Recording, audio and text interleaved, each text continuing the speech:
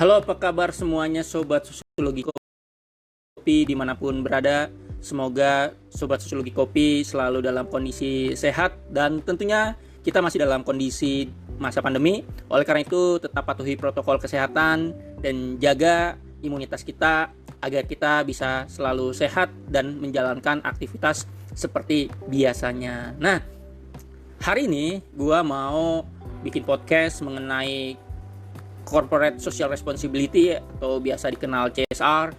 Terus kemudian membahas sedikit tentang charity dan corporate citizenship ya.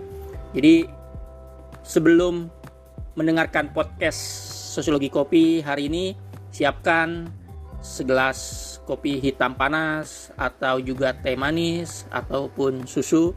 Jadi sambil dengarkan podcast Sosiologi Kopi, kita sambil seruput kopi. Nah, hari ini ya, gue mau menjelaskan mengenai perbedaan antara ya CSR, charity, dan corporate citizenship ya. Nah, CSR sendiri atau biasa dikenal dengan tanggung jawab sosial perusahaan, ini merupakan komitmen sebuah perusahaan untuk memberikan kontribusi jangka panjang terhadap satu masalah tertentu yang ada di masyarakat maupun lingkungan untuk dapat menciptakan lingkungan yang lebih baik lagi. Namun, di sisi lain kita juga mengenal istilah kegiatan charity dan juga corporate citizenship. Nah, ketiga istilah tersebut sering disalahpahami sebagai hal yang sama, tapi dipahami karakteristiknya dasarnya ini juga sama. Nah, pada podcast kali ini, gue mau menjelaskan corporate citizenship dengan membandingkan serta contoh agar bisa memahami tiganya, kita perlu menelusuri lebih dulu sejarah perkembangan dan konsep CSR. Nah, konsep CSR ini menjadi pemikiran para pembuat kebijakan sejak lama.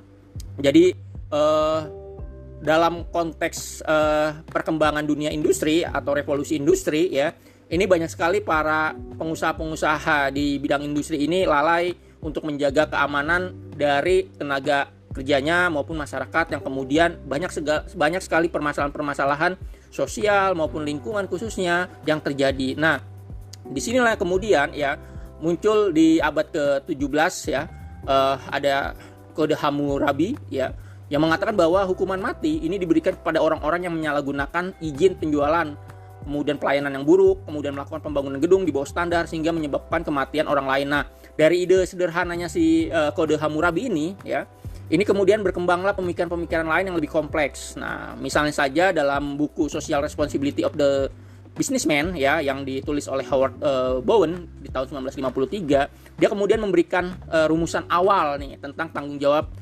sosial perusahaan itu sendiri, yang dimana dia mengatakan bahwa sesungguhnya nampak masih sederhana, yaitu ada itikat baik dari para pelaku bisnis ya untuk mengenal kewajiban dan dalam menetapkan tujuan harus memperhatikan keseimbangan dengan nilai-nilai yang ada dalam masyarakat, sehingga dalam dunia bisnis ini harus memperhatikan 3P ini, planet, people, dan juga profit. Jadi dia tidak hanya mementingkan profit, tetapi juga harus mementingkan juga yang namanya bumi, yaitu planet, dan juga harus memperhatikan masyarakat di sekitarnya, yaitu people. Nah, disitulah kemudian mulai berkembang nih ya gagasan dari pemikiran Howard Bowen ini ya, mulai ditangkap oleh publik untuk bisa sadar bahwa pelaku-pelaku bisnis ini harus punya tanggung jawab sosial. Jadi nggak hanya memikirkan cuan aja bro, ya kan? Nah, oleh karena itu di tahun 1987 ya, The World Commission of Environment and Development ini yang biasa dikenal dengan The Brundtland Commission ini mempublikasikan laporan yang berjudul Our Common Future yang menegaskan satu poin penting ya, mengenai konsep pembangunan berkelanjutan, yang dimana ya dalam rangka menjaga keseimbangan pembangunan saat ini yang tidak melulu berpikir tentang profit, tetapi juga harus memikirkan tentang kondisi masa depan nanti, termasuk nanti memikirkan para generasi muda. Nah, itulah yang kemudian dari laporan si The World Commission of Environment and Development ini ya, ini yang kemudian mengilhami pergeseran paradigma atau pendekatan dari praktik tanggung jawab sosial perusahaan, yang dimana kemudian ya John and Colton ini melahirkan pemikiran baru ya melalui melalui bukunya nih. Nah, bukunya ini bisa Sobat Sosiologi Kopi baca, yang judul bukunya yaitu Cannibal with Pork, ya, the Triple Bottom Line of 20th Century Business. Nah, konsep ini ya menjelaskan bahwa suatu perusahaan dikatakan baik apabila tidak hanya memburu keuntungan belaka. Nah, keuntungan belaka di sini profit, tetapi juga memiliki kepedulian terhadap kelestarian lingkungan, dalam hal ini planet, dan juga kesejahteraan masyarakat, yaitu people. Nah, dengan memikirkan ketiga P ini ya, perusahaan kemudian bisa meraih yang namanya sustainability atau keberlanjutan. Nah, gagasan Elkington ini yang kemudian menjadi sebuah terobosan ya, yang membuat CSR menjadi semakin populer dan berkembang.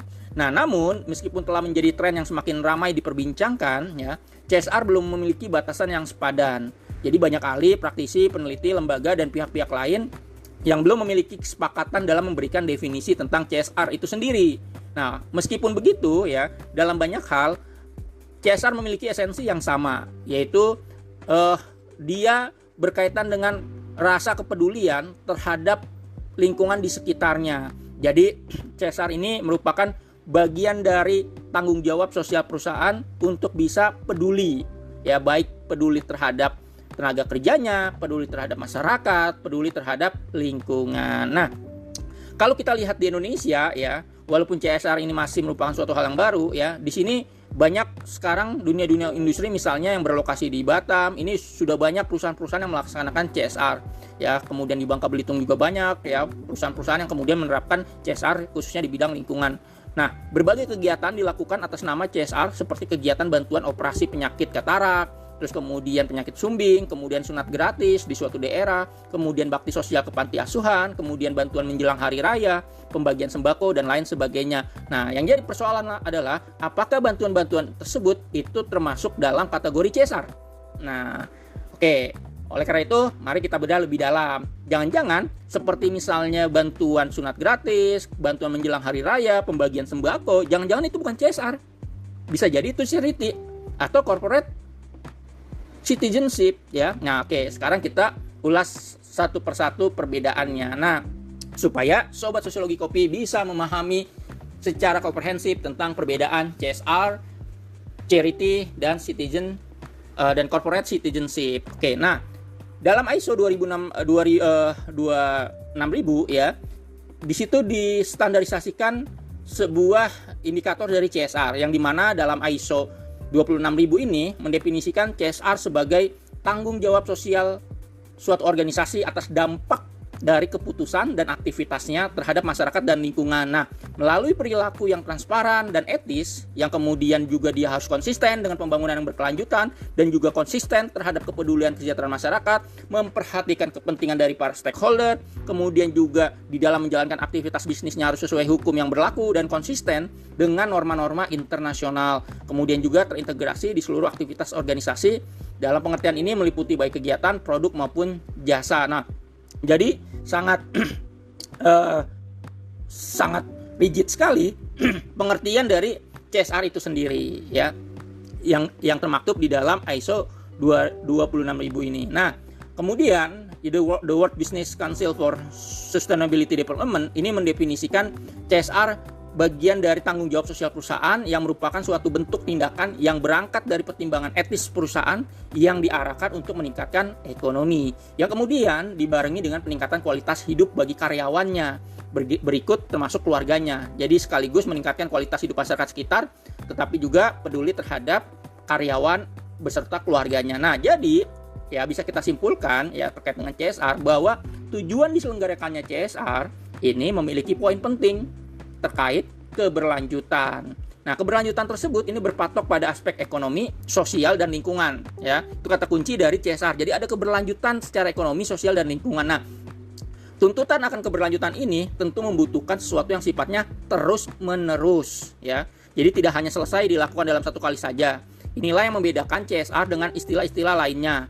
Jadi pada CSR, ini perusahaan harus merencanakan, mengimplementasikan, kemudian mengevaluasi kegiatan atau programnya. Nah, evaluasi ini tentu menjadi modal untuk perbaikan di program atau kegiatan berikutnya secara berkesinambungan. Jadi, ya program-program CSR itu umumnya adalah program-program yang berbasis pada pemberdayaan masyarakat, yang kemudian kegiatannya terus-menerus berkesinambungan sehingga terjadi perbaikan secara ekonomi, sosial, dan lingkungan yang ada di masyarakat. Itu. Nah, berikutnya konsep tentang charity atau filantropi. Nah, Philip Kotler ya dan juga Nancy Lee ini menggolongkan 6 kategori aktivitas CSR, yaitu adanya promosi kegiatan sosial, kemudian ada pemasaran terkait kegiatan sosial, kemudian ada pemasaran kemasyarakatan perusahaan, kemudian ada kegiatan filantropi perusahaan, kemudian ada pekerja sosial kemasyarakatan secara sukarela, kemudian juga ada praktik bisnis yang memiliki tanggung jawab sosial. Nah, pada konteks charity ya atau filantropi ini mungkin merupakan bentuk dari corporate social responsibility yang paling tua konsepnya dan paling sederhana. Maka dari itu banyak perusahaan yang melakukan charity dibanding bentuk-bentuk CSR lainnya seperti pemberdayaan masyarakat. Nah, pada aktivitas charity ini perusahaan memberikan sumbangan langsung dalam bentuk uang, dalam bentuk barang ataupun dalam bentuk lainnya kepada masyarakat tertentu. Nah, berbagai program corporate filantropi ini dilaksanakan perusahaan antara lain untuk misalnya dalam bentuk sumbangan uang tunai, bantuan hibah, kemudian juga penyediaan beasiswa, pemberian produk tertentu, kemudian pemberian layanan cuma-cuma, kemudian penyediaan keahlian teknis oleh karyawan perusahaan secara cuma-cuma. Misalnya contoh ada servis motor Honda, motor Yamaha gratis ya di gerai-gerai yang sudah dibuat oleh Yamaha atau Honda. Nah, itu termasuk penyediaan keahlian teknis oleh karyawan perusahaan secara cuma-cuma untuk masyarakat misalnya. Lalu kemudian ada pengizinan penggunaan fasilitas ya, misalnya masyarakat boleh menggunakan lapangan bulu tangkis atau lapangan futsal punya perusahaan X, silakan digunakan. Kemudian juga ada perusahaan dalam menjalankan filantropinya misalnya atau charity-nya menawarkan penggunaan peralatan yang dimiliki oleh perusahaan. Misalnya kalau masyarakat mau membersihkan selokan, nah perusahaan punya alat berat, nah bisa silakan dipinjam misalnya. Nah, itu beberapa contoh tentang charity. Jadi dia langsung manfaatnya tetapi tidak berkesinambungan ya. Nah, benefit yang diperoleh oleh perusahaan dengan melaksanakan kegiatan charity ini diantaranya meningkatkan reputasi perusahaan ya, menguatkan bisnis perusahaan di masa depan dan memberikan dampak bagi penyelesaian masalah sosial dalam komunitas lokal secara cepat ya. Nah, itu tadi sekilas tentang charity maupun filantropi. Nah, berikutnya konsep yang berikutnya tentang corporate citizenship ya. Oke, sebelum mendengarkan penjelasan tentang corporate citizenship, jangan lupa seruput kopinya dulu. Oke, kita lanjut lagi ya. Nah, corporate citizenship ini merupakan suatu cara pandang perusahaan dalam bersikap dan berperilaku ketika berhadapan dengan pihak lain. Misalnya ya, ini ada pelanggan, ada pemasok, ada masyarakat, ada pemerintah, ada pemangku kepentingan ya. Misalnya juga ada LSM ya. Itu mereka ini saling memandang perusahaan itu seperti apa. Ya, nah, tujuan dari corporate citizenship ini adalah sebagai salah satu cara untuk memperbaiki reputasi perusahaan, meningkatkan keunggulan kompetitif, serta membantu memperbaiki kualitas hidup manusia. Nah, terkait dengan corporate citizenship ini, ya, ini merupakan pelaksanaan CSR yang disesuaikan dengan konteks hak dan kewajiban tempat perusahaan beroperasi. Ya, di mana dasar dari pelaksanaan corporate citizenship ini tetaplah merupakan bagian dari CSR yang dijalankan secara bersamaan dengan kepatuhan perusahaan terhadap peraturan perundang-undangan maupun nilai dan norma tempat perusahaan beroperasi dengan menjalankan secara legal dan bertanggung jawab. Dan juga kegiatan-kegiatan perusahaan ini harus dijalankan secara etis, yaitu dengan memenuhi kewajiban ethical responsibility. Jadi tanggung jawab etisnya juga harus dilihat. Nah, terkait dengan tanggung jawab etis ini, biasanya perusahaan juga harus melihat konteks bagaimana nilai dan norma yang ada di masyarakat tersebut, ya. Jadi nggak boleh berbenturan. Kalau berbenturan nanti kelompok-kelompok masyarakat yang ada di sekitar perusahaan tersebut ini akan melakukan penolakan. Nah, kalau udah melakukan penolakan, hal yang paling ekstrim adalah terjadinya bentrok antara kelompok masyarakat dengan pihak perusahaan. Ya. Nah, oleh karena itu, ya. Corporate citizenship ini adalah berusaha untuk membangun citra baik perusahaan dengan ya berkomunikasi, meningkatkan relasi sosial yang baik dengan pihak-pihak yang ada di dalam ruang lingkup perusahaan, baik itu masyarakat, organisasi pemerintahan, organisasi kemasyarakatan, ya maupun organisasi media. Nah, oke, itu tadi penjelasan singkat mengenai CSR, charity, dan juga corporate citizenship. Dan tentunya ya, gue berharap dengan penjelasan singkat ini bisa memahami perbedaan ketiganya. Jadi, charity dan CSR ini kedua istilah yang sering dianggap sama meskipun keduanya berbeda. mungkin hal ini disebabkan pada dasarnya dia memiliki tujuan yang sama, yakni menolong atau membantu masyarakat. Dan mungkin juga karena keduanya identik dengan aksi atau kegiatan mengeluarkan dana untuk diberikan pada masyarakat untuk mengatasi suatu masalah. Jadi pada dasarnya charity punya tujuan yang sama, tapi dia punya konsep yang berbeda. Dan charity didefinisikan sebagai aksi dermawan atau donasi untuk membantu orang lain atau kegiatan amal tanpa mengharapkan imbalan atau keuntungan sebagai hasil akhir. Jadi charity dapat berupa sumbangan atau kegiatan amal yang hanya terjadi pada suatu waktu saja. Misalnya pada suatu daerah tertimpa musibah banjir. Nah, kemudian perusahaan memberikan bantuan makanan dan air bersih kepada pengungsi, ya, yang kemudian nanti dimakan atau dikonsumsi oleh masyarakat. Kemudian ada pembagian air bersih oleh perusahaan untuk masyarakat, ya. Nah, itu yang kemudian disebut dengan charity. Nah, di sisi lain, kalau CSR ini menuntut lebih dari sekedar sumbangan amal. Jadi perusahaan yang berkomitmen dalam pelaksanaan CSR misalnya akan memantau bagaimana nasib korban yang ada atau nasib masyarakat di sekitar lingkungan perusahaan, bagaimana solusi mengatasi permasalahan yang ada, kemudian juga bagaimana agar masyarakat bisa mandiri di kemudian harinya. Nah, disinilah yang kemudian membuat ya perusahaan misalnya membangun sebuah sekolah di sekitar kehidupan masyarakat. Nah, sekolah ini kan punya efek yang sangat panjang. Nah, itu yang kemudian nanti bermanfaat buat perbaikan kondisi ekonomi sosial dari masyarakat. Lalu ada juga misalnya penanaman pohon ya di lingkungan masyarakat ya, efeknya nanti efek panjang misalnya terkait dengan lingkungan ya.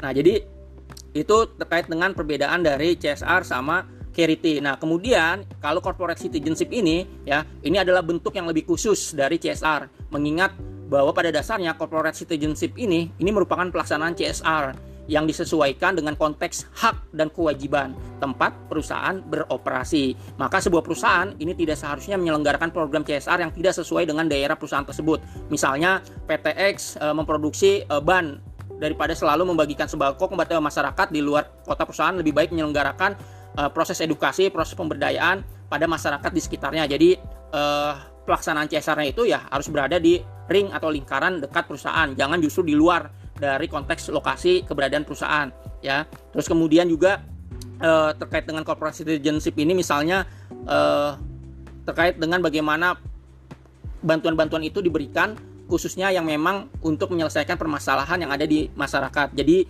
corporate citizenship ini merupakan suatu cara pandang perusahaan dalam bersikap dan berperilaku ketika berhadapan dengan pihak lain.